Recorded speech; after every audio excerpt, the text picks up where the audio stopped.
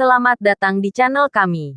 Sebelum lanjut membaca, silahkan klik like, subscribe, komen dan share sebanyak-banyaknya. Terima kasih. Bab 7. Alina yang duduk di sebelah Nara terus-menerus mengoceh memintanya untuk menghubungi Julian untuk berdiskusi masalah bisnis keluarga. Dari awal hingga akhir Alina mengabaikan menantunya Reva dan tidak memikirkan perasaan Reva sama sekali. Reva tidak berbicara. Perhatiannya hanya tertuju pada Nara. Setelah Nara masuk ke mobil, alisnya berkerut. Ekspresinya tampak sangat suram dan dia tidak mengatakan sepatah kata pun dari awal hingga akhir.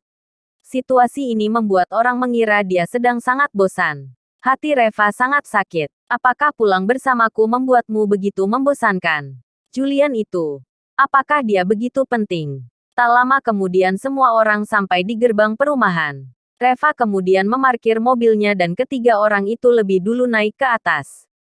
Reva yang baru saja sampai di pintu depan dengan kopernya kebetulan sekali dia mendengar suara Alina dari dalam rumah. Nara, ayahmu benar. Masa depan seperti apa yang bisa kau miliki dengan Reva ini? Semua orang di kota Carson juga tahu bahwa dia tidak pernah menyentuhmu sama sekali. Bahkan jika kau menceraikannya sekarang, kau juga masih murni dan bersih dan sebagian besar pemuda dari keluarga kaya akan datang untuk mengejarmu.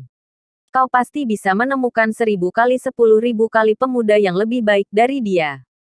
Kenapa kau hanya mau bergelantungan di satu pohon ini saja? Reva kembali merasakan sakit di hatinya. Meskipun dia telah mendengar kata-kata seperti itu lebih dari sekali. Dia kemudian pura-pura tidak mendengar apa-apa lalu mendorong pintu dan masuk ke dalam rumah. Ketika Alina melihat Reva, dia mendengus dingin dan dengan tanpa rasa tidak enak sedikit pun di wajahnya dia memelototi Reva. Membawakan koper saja lambat sekali. Kau memang benar-benar tidak berguna. Alina menggertakkan giginya dan berkata, Reva, dapatkah kau terlihat lebih sedikit berguna dan tidak membuat Nara malu karena dirimu? Ada apa denganku? Reva sudah tidak bisa menahan diri untuk bertanya. Alina berkata dengan marah. Jika bukan karena kau, hari ini Nara akan mengobrol sedikit lebih banyak dengan Julian. Siapa tahu malah dapat menegosiasikan sebuah bisnis besar. Dengan begitu setidaknya keluarga kita dapat pindah ke rumah yang lebih baik.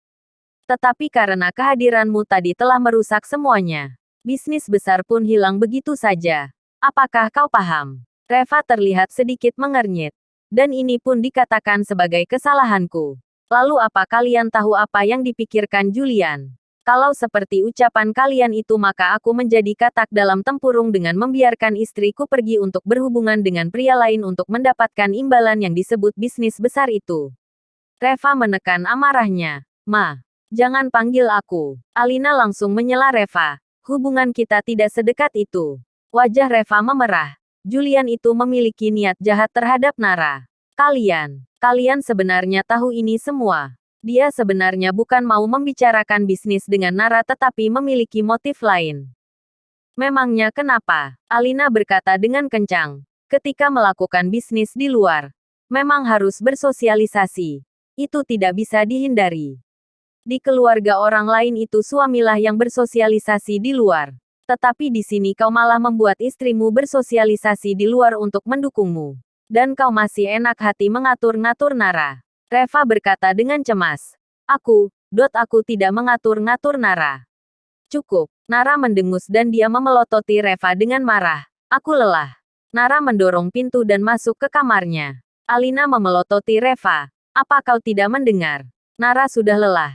Jadi mengapa kau tidak cepat pergi mencuci semua pakaian Nara? Dan juga, karena kemarin kau tidak pulang seharian. Di dapur masih ada begitu banyak tumpukan mangkok dan sumpit. Cepatlah kau cuci itu semua. Reva menggertakkan giginya tetapi akhirnya pergi juga dan membersihkan ruangan dari awal sampai akhir. 3 tahun terakhir ini dia sudah terbiasa dengan perlakuan mereka yang seperti ini. Dia tidak peduli bagaimana keluarga Su memperlakukannya. Satu-satunya hal yang dia pedulikan adalah sikap Nara terhadapnya. Dia sekarang memiliki warisan liontin giok keluarga dan memiliki kemampuan untuk mengendalikan hidup dan mati orang lain. Mudah baginya untuk bangkit kembali. Dengan kata lain, dia sekarang dapat mengubah keluarga Su menjadi keluarga ternama di kota Carson. Tetapi pertanyaannya adalah apakah keluarga Su pantas diperlakukan sebaik itu? Semuanya tergantung pada sikap Nara terhadapnya.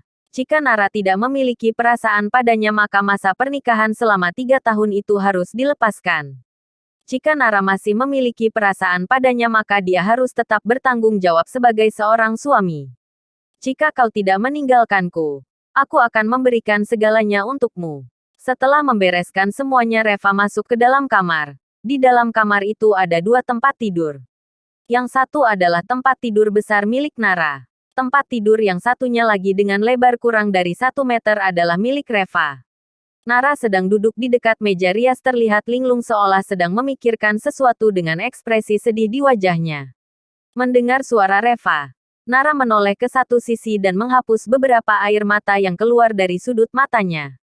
Semua ini dilihat oleh Reva. Reva agak cemas. Sebenarnya apa yang telah terjadi pada Nara? 3 tahun terakhir ini Reva mengenal Nara dengan sangat baik. Dia adalah wanita yang keras kepala meskipun dia juga dikenal sebagai wanita tercantik di kota Carson. Dia tidak pernah mau mendapatkan apapun dengan menggunakan kecantikannya. Dia hanya mau menggunakan kemampuannya sendiri. Dia meraih jabatannya selangkah demi selangkah. Dari karyawan tingkat rendah di perusahaan keluarga hingga tingkat tertinggi yang dimilikinya saat ini. Dia bertanggung jawab atas perusahaan keluarganya. Dia benar-benar telah bekerja keras sendirian. Selama ini tidak peduli seberapa sulitnya masalah yang pernah Nara temui. Reva tidak pernah melihat dia meneteskan satu tetes pun air mata. Lalu apa yang terjadi kali ini? Mengapa dia menjadi seperti ini ketika dia kembali dari perjalanan bisnis kali ini? Apa yang telah terjadi dalam perjalanan ini? Reva tidak bisa tidak memikirkan Julian itu. Dia memikirkan panggilan telepon malam itu dan hatinya tiba-tiba membeku. Apakah Julian telah melakukan sesuatu yang tidak termaafkan terhadap Nara? Reva tanpa sadar mengepalkan tinjunya dan jantungnya terasa nyeri. Nara, sebenarnya apa yang telah terjadi? Reva bertanya dengan suara rendah. Nara melirik Reva dengan ekspresi dingin. Tidak ada apa-apa. Reva mencoba yang terbaik untuk menenangkan dirinya. Katakan padaku siapa tahu aku bisa membantumu.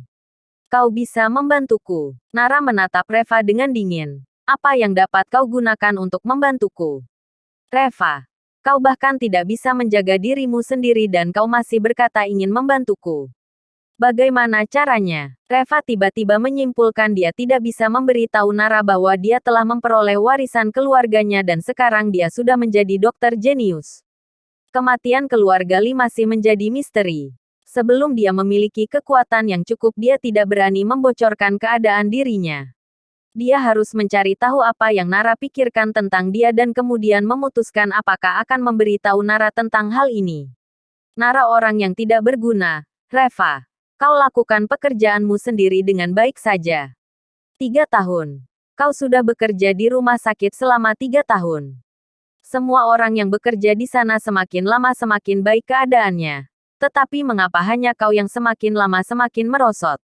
Aku dengar kau tidak pergi bekerja seharian kemarin. Kemana saja kau? Tahukah kau betapa sulitnya aku mencarikan pekerjaan yang kau kerjakan sekarang? Tak perlu dikatakan Reva juga tahu pasti Alan yang mengeluh kepada Nara. Setiap kali Reva membuat kesalahan kecil di rumah sakit, Alan akan mengeluh kepada Nara. Alasan pertama tentu saja agar bisa lebih sering berhubungan dengan Nara. Sedangkan alasan kedua tentu saja untuk menyerang Reva. Aku punya sesuatu yang harus dilakukan kemarin. Bisik Reva. Apa itu? Nara bertanya balik. Reva tiba-tiba menyimpulkan. Dia ingin menceritakan tentang keadaan adiknya, Reina. Tetapi Nara yang sama sekali tidak mau menjawab telepon darinya bukankah itu sudah menjelaskan sikapnya? Jika Reva masih menceritakan tentang adiknya lagi, dia juga tidak akan mendapatkan simpati sedikit pun atau mungkin akan diejek. Sambil menggertakkan giginya, Reva akhirnya tidak bisa menahan diri untuk tidak berkata, lalu mengapa akhir-akhir ini kau tidak menjawab satu pun telepon dariku? Nara tertegun sejenak. Dia menatap Reva sebentar dan tiba-tiba berkata dengan marah. Jika aku sedang ingin menjawab telepon, aku akan menjawabnya. Jika aku sedang tidak ingin ya aku juga tidak akan menjawabnya. Reva, apakah kau benar-benar berpikir kau bisa mengaturku? Reva sangat marah dan meraung. Nara, kau menganggap aku sebagai apa sebenarnya? Nara bertanya dengan marah. Lalu kau juga telah menganggapku sebagai apa? Reva menundukkan kepalanya dan tidak berbicara.